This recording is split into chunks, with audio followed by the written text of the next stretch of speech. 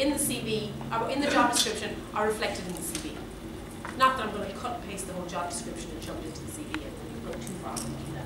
But what are the skills an employer is looking for? So what do I mean by skills? What am I talking about when I talk about skills? Anyone? Yeah, communication, skills, teamwork, all the stuff that you see at the bottom of job ads and everybody goes, yeah.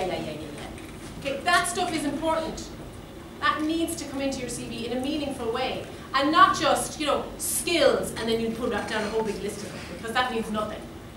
That's just a lazy man's option, lazy woman's option. You need to embed them into your work experience. And I've got a sample CV that I'll show you. So in terms of skills, the successful candidate is going to have these different types of skills. People skills, self-reliance skills, specialist skills, and then generalist skills. So the specialist skills here are whatever it is you are qualified to do. So if you've got an engineering degree, or if you have 15 years working in the construction industry, or you've got a media and telecoms degree, or whatever it is, they're the specialist skills. And there's really no point in applying for a job, working as an engineer if you don't know how to do engineering stuff. Let's face it. You may have all the other stuff, the teamwork, the communication, but you need to have the nuts and bolts of it as well. Okay, so the specialist skills are the ones that you are trained to do. The other three rounds of skills, if I just sort of give you some examples here of what they are, specialist technical skills. Then look at the people skills. Teamwork, communication, customer focus, advising, motivating, diplomatic.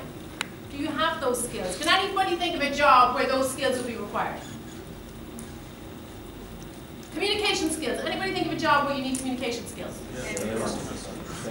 Sales, what else? Customer service. Every job. Every job. Okay, I've done a lot of research on this. Every job needs communication, teamwork. Every job. Do you think it's important that that word appears in your CV somewhere? In a meaningful way.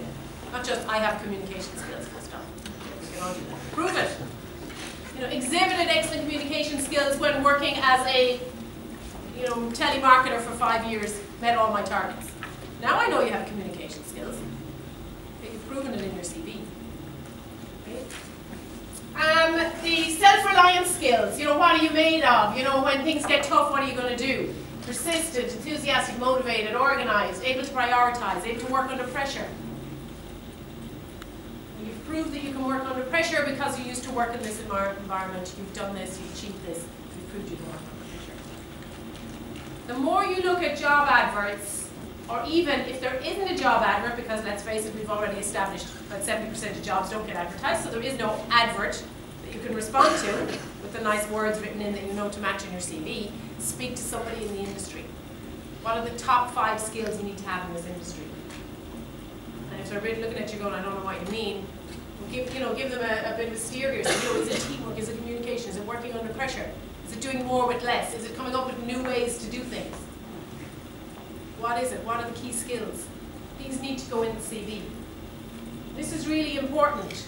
We will get onto what bit comes before what and where should you put the personal profile and where should you put the referees and all that. That's all the nuts and bolts of writing the CV. But you need to kind of take it to another level when you're starting off and take a look at yourself and say, right, what are the key skills I have and where did I show them? That's what they're going to be looking for in the CV.